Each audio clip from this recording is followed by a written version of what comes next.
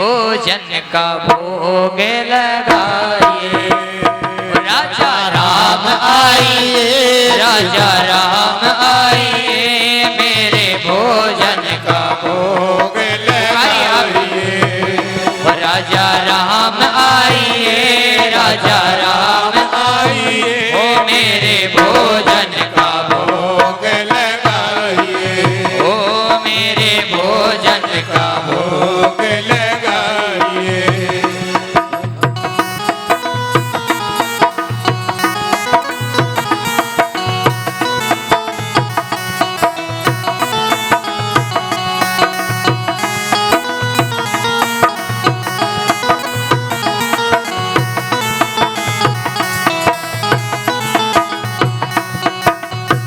अब वो कहने लगा भगवान से, क्या आज मन न अर्धान आरती यहाँ यही मेहमानी। आज मन न अर्धान न आरती यहाँ यही मेहमानी। रूखी रोटी पाओ प्रेम से, रूखी रोटी पाओ प्रेम से, और पियो नदी का पानी। राजा राम आइए, राजा राम आइए, मेरे भोजन का भोग लगाइए। हो राजा राम आइए, राजा राम आइए, मेरे भोजन का भोग लगाइए। ओ मेरे भोजन का भोग लगाइए।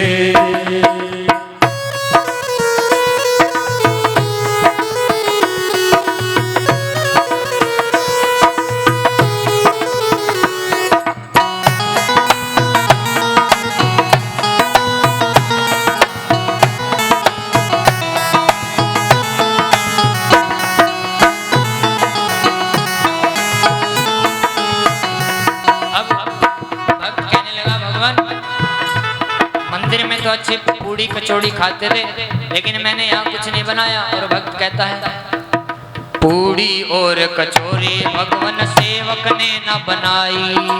पूड़ी और कचौड़ी भगवान सेवक ने न बनाई। अब कहने लगा भगवान, जैसी है खा लो, मंदिर के भरोसे मत रहना।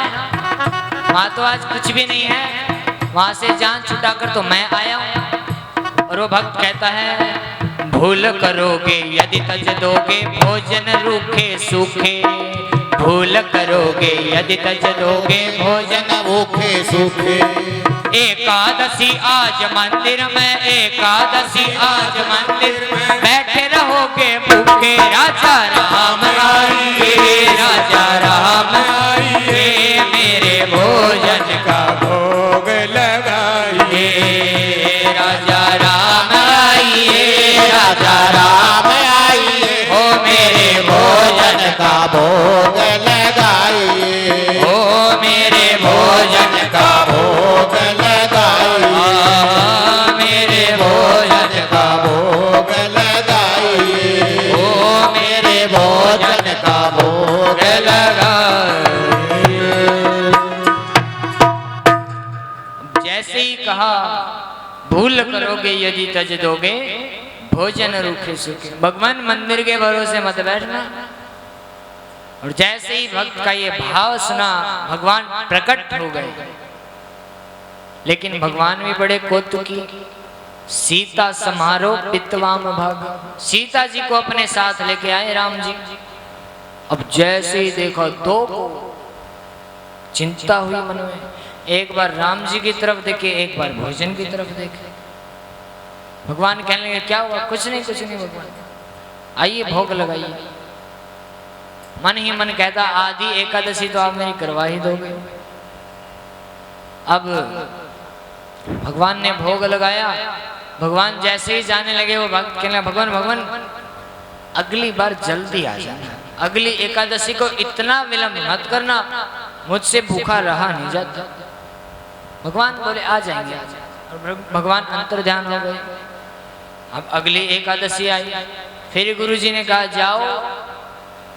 शिष्य कहने लगा जाना तो पड़ेगा, और रास्ता ही क्या है, यहाँ पर रहेंगे तो वैसे मर जाएंगे, और वहां पर एक अलग समस्या। गुरुजी कहने लगे वहां कैसी समस्या? अरे गुरुजी आपने तो कहा था कि एक भगवान है, वहां तो दो दो भगवान आते हैं। मेरी आधे एकादशी तो वही करवा देते हैं। गुरुजी ने सोचा भूखा रह गया होगा इसीलिए कह रहा है, थोड़ा सा अनाज और बढ़वा दो गुरुजी। अब गुरुजी ने शिष्यों से कहा ठीक है इसका अनाज और बढ़वा दो। अब और बढ़वा दिया। भक्त पहुंचा, जाकर के बनाया और फिर पुकारने लगा। पहले पुकार रहा था राजा राम आइए, राजा राम आइए, और अब पुकार रहा है और राजा राम आइए, सीता राम आइए, मेरे भोजन का भोग लगाइए। राजा राम आइए, सीता राम आइए, मेरे भोजन का भोग लगाइए। राजा राम आइए, सीता राम आइए, मेरे भोजन का भोग लगाइए। ओ मेरे भोजन का भोग लगाइए, ओ मेरे भोजन का भोग लगाइए। जैसे ही प्रार्थना की मानो भगवान प्रतीक्षा कर रहे थे, प्रकट हो गए। लेकिन अब की बार लक्ष्मण जी साथ हैं। अब जैसे देखा तीन को, अब तो बड़ी चिंता हुई महाराज। कल तो कहा नहीं, आज कहे बिना नहीं रहा। कहने लगा भगवान प्रणाम, आइए विराजिए, लेकिन आप ये बताइए कि ये कौन है। अब भगवान कहने लगे ये हमारे भाई है, छोटे भाई लक्ष्मण, छोटे भाई, सगे भाई है क्या। अब राम जी बोले हाँ हाँ बिल्कुल सगे भाई। अब वो कहने लगा अच्छा अच्छा अच्छा सगे भाई हैं। ठाकुर जी, राम जी एक बात बताइए भगवान, हमने एक बात कहेंगे आपसे, बुरा मत मानिएगा। भगवान ने कहा हाँ कहो। भगवान हमने आपके खाने का ठेका ले रखा, आपके पूरे खानदान का नहीं ले रखा। अब जैसे सुना लक्ष्मण जी ने, वाह वाह क्या भक्त है, क्या स्वागत किया इसने आते। भगवान ने कहा कोई नहीं, कोई बात नहीं, कोई बात नहीं, छोटा छोटा भोग लगाइए भगवान। हर बार मेरी आधी एकादशी तो आप ही करवा देते। भोग लगाया। जैसे भगवान जाने लगा, पूछने लगा भगवान ये बताइए अगले एकादशी को कितने जन आओगे। भगवान ने कहा आ जाएंगे आ जाएंगे। भक्त ने कहा नहीं नहीं बताइए तो सही, मैं उसके हिसाब से फिर अनाज लेके आऊंगा। भगवान ने कहा आ जाएंगे आ जाएंगे। भगवान अंतर ध्यान हो गए। वो भक्त वापस गया अपने गुरु जी के पास। अब अगली एकादशी फिर से आई। गुरु जी ने कहा जाओ। कहने लगा गुरु जी जाना तो पड़ेगा। वहां पहले 2 भगवान आए, अब 3 आए हैं, आज पता नहीं कितने भगवान आएंगे। गुरु जी ने कहा 2 भगवान 3 भगवान और क्या। गुरु जी आपने कहा था उनको भोग लगाना है, पहले दिन तो वो 2 आ गए, फिर 3 आ गए और आज पता नहीं कितने आएंगे। गुरु जी आप अनाज है ना थोड़ा सा और बढ़वा दो। अब शिष्य कहने लगे गुरु जी इतना अनाज खाया थोड़ी ना जाता है, ये जरूर अनाज को बेचता होगा। आप इनको अनाज दे दीजिए, हम पीछा करेंगे, देखते हैं ये करेगा क्या। अनाज बढ़वा दिया महाराज, 4-5 गुना कर दिया अधिक। लेकर के गया नदी किनारे रख करके। आज भक्त ने चतुराई की, बनाया नहीं। उसने सोचा पहले बुला लेता हूँ, ये देख लेता हूँ कितने, उसके हिसाब से बना लेंगे। अब वो बुलाने लगा राजा राम आइए, सीता राम आइए, लक्ष्मण साथ आइए, मेरे भोजन का भोग लगाइए। राजा राम आइए, सीता राम आइए, लक्ष्मण साथ आइए, मेरे भोजन का भोग लगाइए। ओ मेरे भोजन का भोग लगाइए, मेरे भोजन का भोग लगाइए। जैसे ही पुकारा भगवान प्रतीक्षा ही कर रहे हो मानो प्रकट हो गए।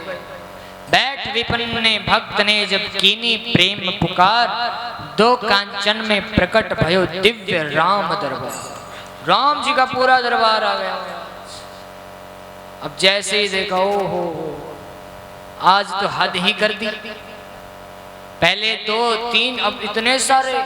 अरे आदमी को छोड़ो, बंदर को भी साथ में लेके आए। भगवान से कहना, भगवान आ गए एकादशी करवाने को मेरी। कहने के भगवान ठीक है, आ ही गए तो ऐसा करो, बना लो और खा लो। भगवान कहने के क्यों, तुमने नहीं बनाया? कहने लगा नहीं भगवान, मैंने नहीं बनाया। क्यों? मैंने सोचा कि पहले देख लेता हूं कितने जन आएंगे, उसके हिसाब से देखेंगे। भगवान बना लो और खा लो, मैं तो चला। भगवान कहने तुम कहाँ जा रहे हो? भगवान हमारे बटने में तो कुछ आएगा नहीं, कितने जन हैं आप देखो। जाकर के एक वृक्ष के नीचे नेत्र बंद करके बैठ गया।